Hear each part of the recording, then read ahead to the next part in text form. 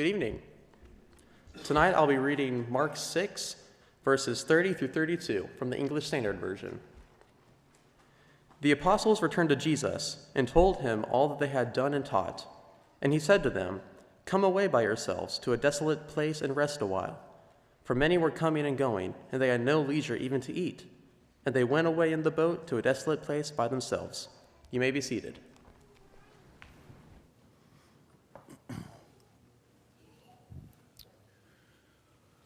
As we get into tonight's lesson, I want to do a quick review. One of the major points from this morning's lesson, I mentioned this morning, we live in a very fast-paced world. The speed of life is not conducive to developing the kind of spiritual life that is deep and rich and meaningful. And just put a pin right there on my notes and say this: I walk with the King. Listen, when you're running, when you're always behind, we have so much to do. A lot of the songs tonight had to do with spending time at a kind of a slower pace, just enjoying life with God. And when you're running around like your hair's on fire, my hair, by the way, can't catch on fire. There's not enough there to work with, but you know what I'm talking about. You just have so much to do, and a lot of good things. In these lessons today, we're not necessarily talking about being over busy, overextended, exhausted because you're doing bad things.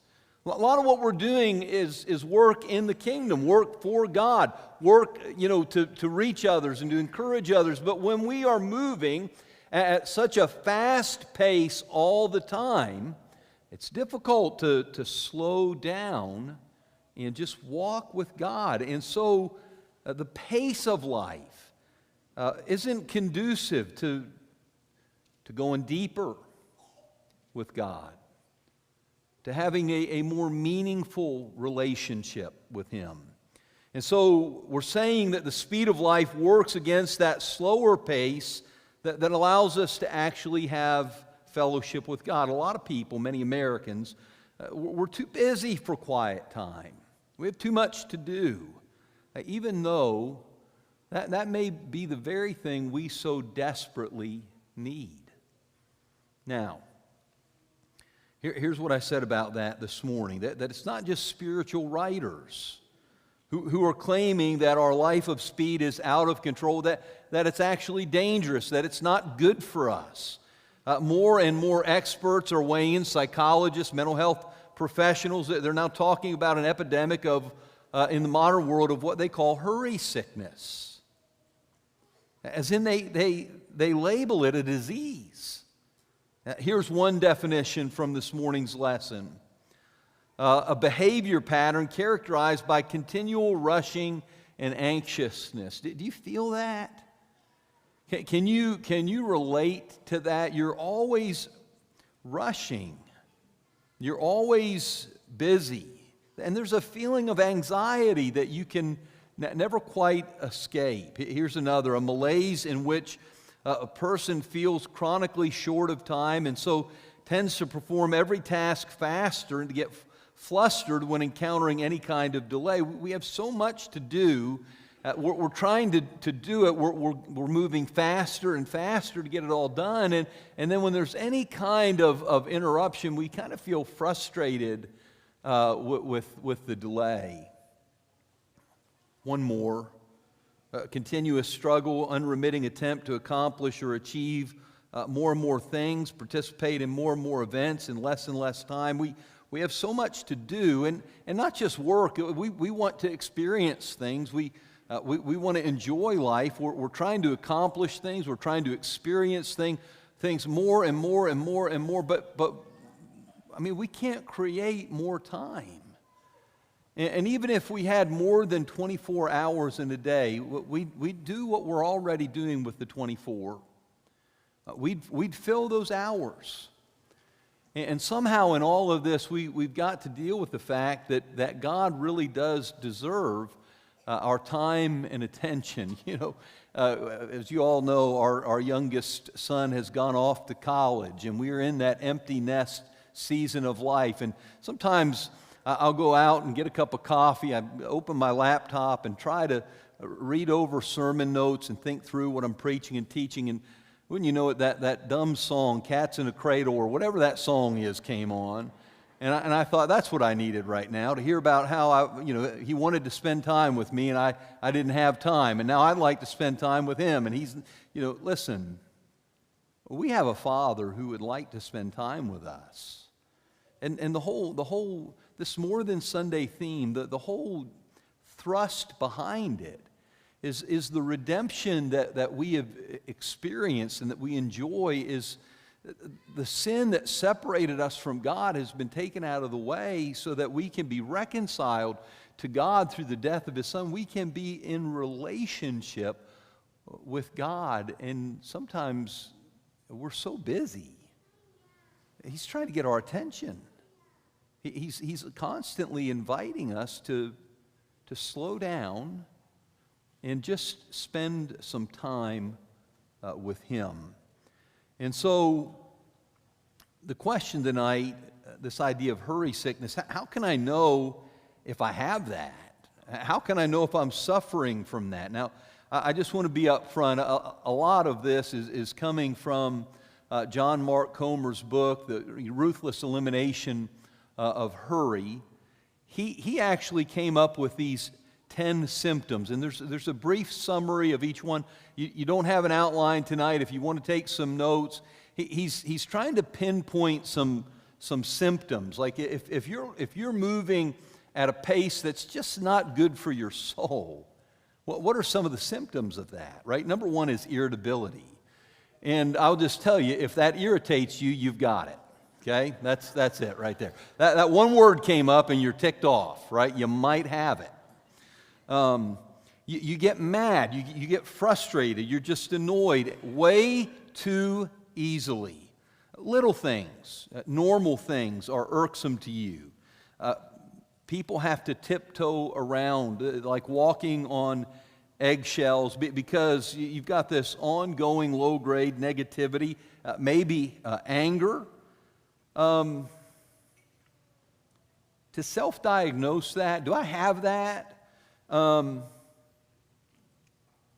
look at how you treat your coworkers. Don't look at how you treat your neighbor. Look at your relationship with the people who are closest to you. Your spouse, your children, your parents. See, here's what happens. We're nicer to our friends sometimes. We try to be more patient, and we give the best of ourselves away to other people, right? If you want to know how you're doing with this first symptom, ask the people you live with. Because when we get home, we unwind and we relax, and that, the persona that all of us have an image that we're trying to project, and when we get home, we really relax. And then our loved ones, they see us. We allow them to see us as we really are. They're gonna know if we suffer from irritability. Hypersensitivity. I remember I did this internship in 1996 with Robert Oglesby, and he made me take a personality test. I just wanted to know if I passed, right? And it's supposed to tell you all these things about you. Robert had these stories of former interns, and he liked to tell them.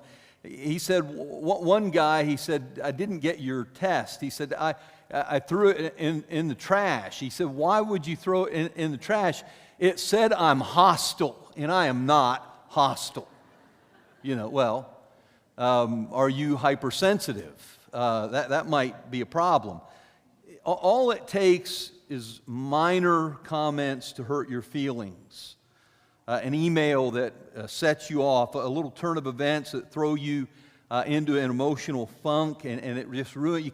It's unget-overable. Some little thing happens and it ruins the rest of your day. And a lot of these things are minor things, and they escalate to kind of a major emotional event in your life. And depending on your personality, that might show up as anger.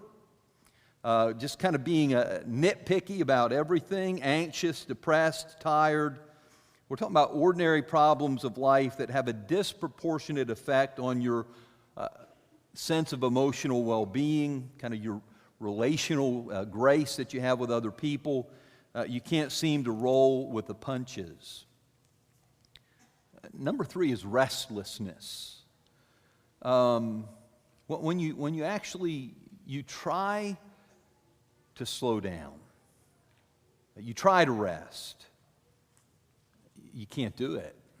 You can't relax. Sometimes this will show up when you go on vacation and you're getting away from it all, but for some reason you can't disconnect. Your mind will not let you relax. There's all these things that you feel like you should be doing, and really what you should be doing is resting, but you can't do it. There's this restlessness.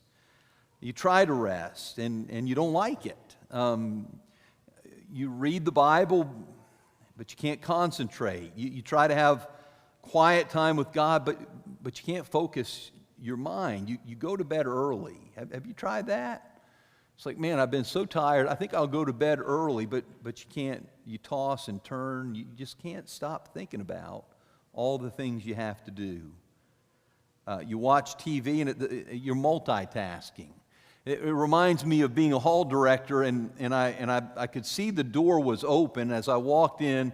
There were several TVs, four guys living in an apartment, and on one TV was Monday Night Football. On one was a video game. They had their radio playing at full blast. I walked in and said, "What are you doing?" They said, "All of them. We're studying." I don't think they were. But we just have we can't focus on we're too restless to focus on one thing. Your mind and body are hyped up on the drug of speed. And when you try to stop, you kind of tremble. You can't, even your body, you just can't disconnect from the pace. Workaholism, nonstop activity. You don't know when to stop, or worse, you can't stop. Another hour, another day, another week. Your drug of choice is accomplishment and accumulation. Work hard and buy stuff. Work hard and get promotions. Work hard, get a new title. Get a new, you're advancing.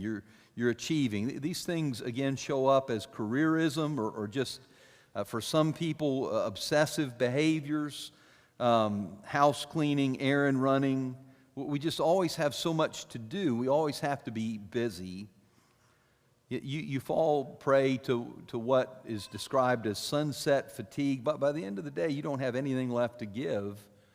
You've given everything else, all that you have, away to everybody else, and you come home to your family.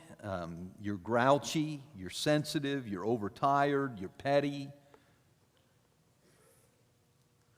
Emotional numbness. You no longer have the capacity to feel someone else's pain, or maybe even your own pain. Empathy is a rare feeling for you. You just don't have time for it. It takes a lot of spiritual energy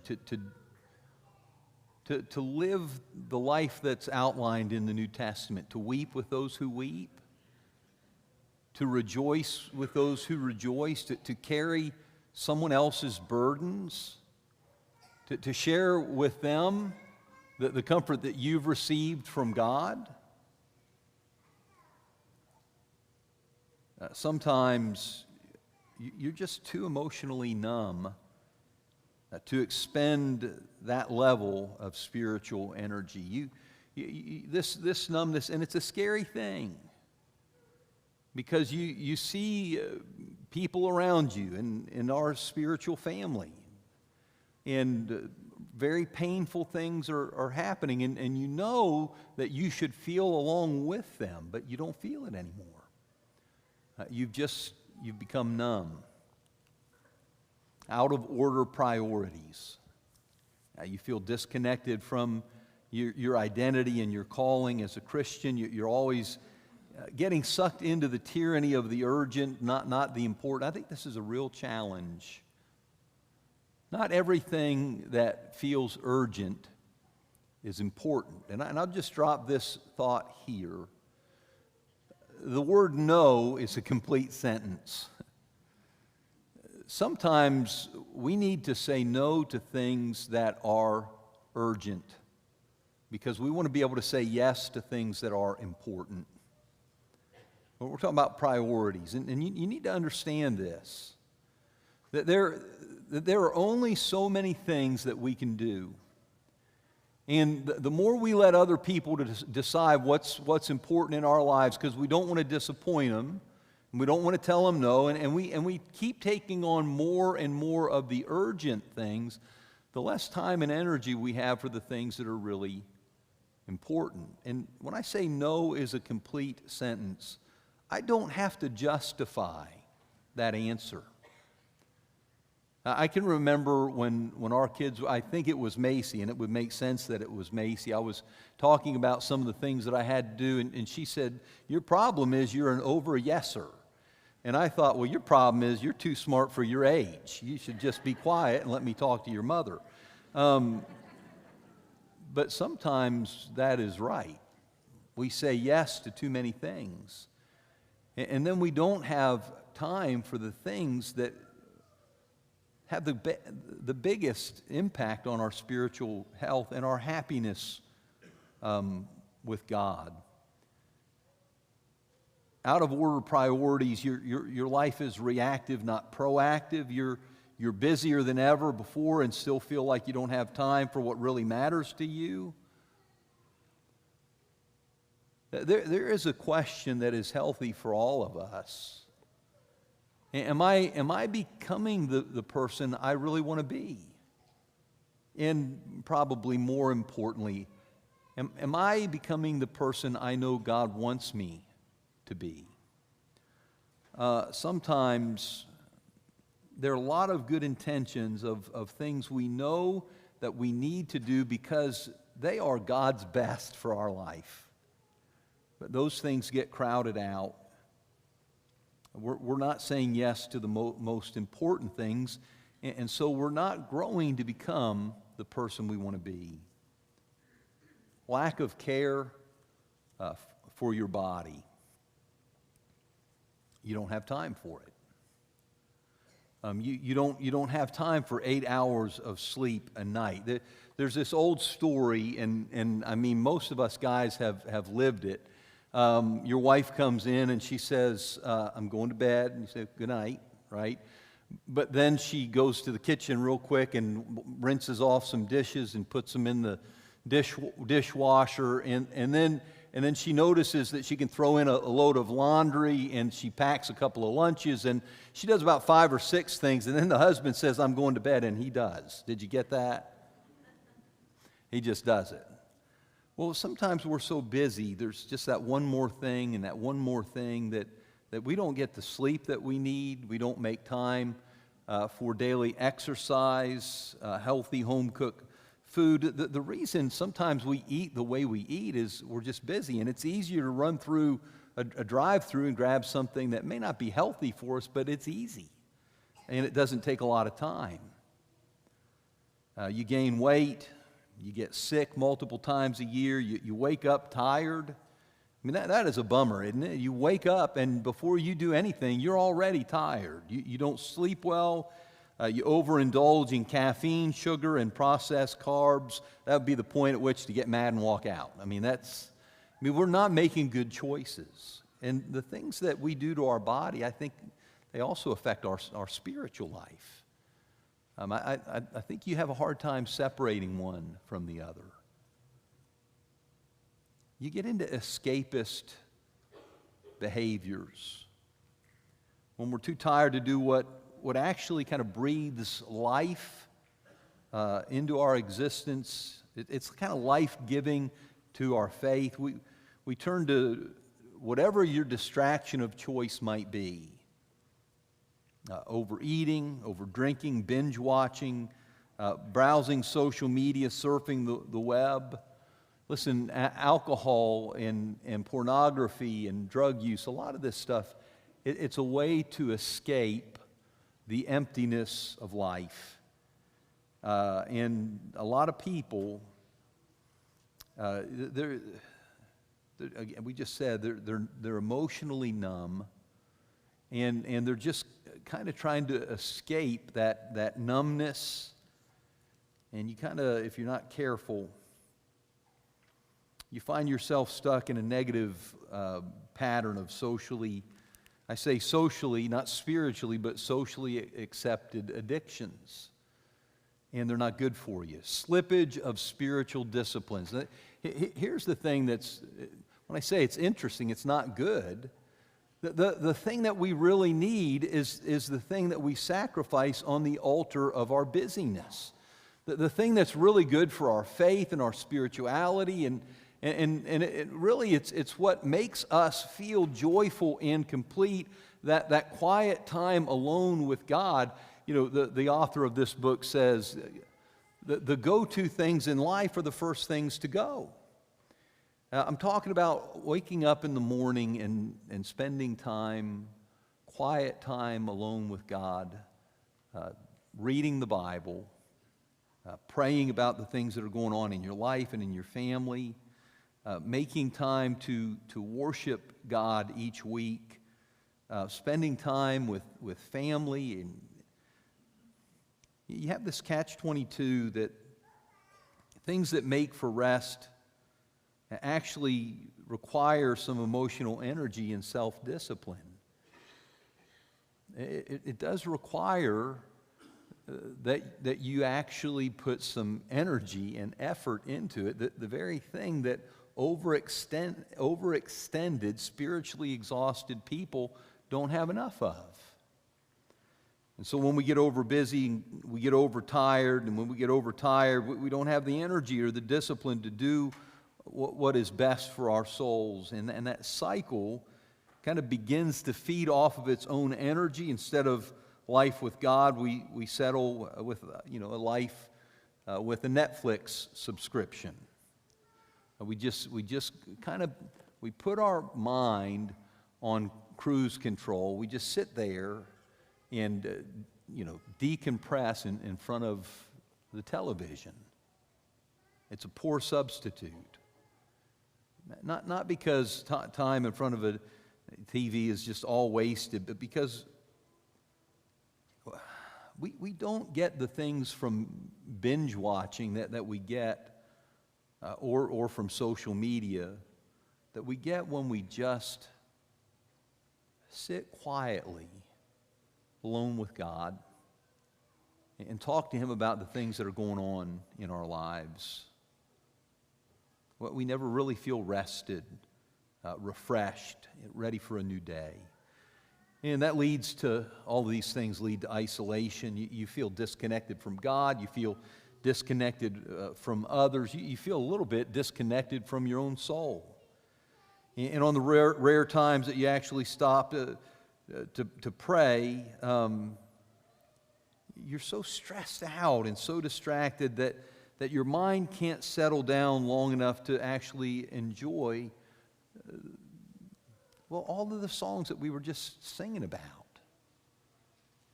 Having time to just walk with God and talk to Him as good friends should and do. Isn't that the line from one of our hymns? Even when you're with your friends, you're not really with them. Have you seen a kind of a circle of friends? They're all visiting, and they're there to visit with each other, but every one of them has their phone out. They're there, but they're not really present. Or even if their phone isn't visible, their mind is a million miles away, working through all the things they have to do this next week.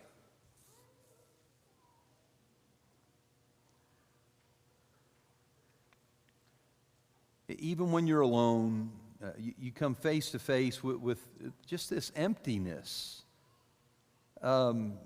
because we haven't taken time to build depth into our life with God. So you look at that and you say, well, what if I've got 7 or 8 of those? Well, what if I have all of them? I mean, so what, right? Somebody says, well, what's the big deal? Again, these thoughts are coming from that book, Ruthless Elimination of Hurry. And what he says in this section of the book is that the hurried life that so many of us are living, it's just not in harmony with the life that Jesus has invited us to live. And so as we conclude, I want to share 2 or 3 quotes from that book. Here are just a few things that I'm telling you, in my copy, I've highlighted, underlined, I've made little stars next to it. I've written some of this language into a prayer journal, and so I could talk to God about these things. He says to restate, love, joy, and peace are at the heart of all Jesus is trying to grow in the soil of your life, and all 3 are incompatible with hurry. You think about the fruit of the Spirit, love, joy, peace, patience, kindness, you just go through all of them. And a person who is constantly over busy, that over busy modern life it's not conducive. And I think this next one, I'm telling you, let this kind of settle down onto your heart a little bit tonight. He's talking about his own life, but I think a lot of us can probably see ourselves in what he's saying. Hurry and love are incompatible. He said, all my worst moments as a father, a husband, a pastor, even as a human being, are when I'm in a hurry, late for an appointment, behind on my unrealistic to-do list, trying to cram too much into my day. I ooze anger, tension, a critical nagging, the antithesis of love. What's the big deal?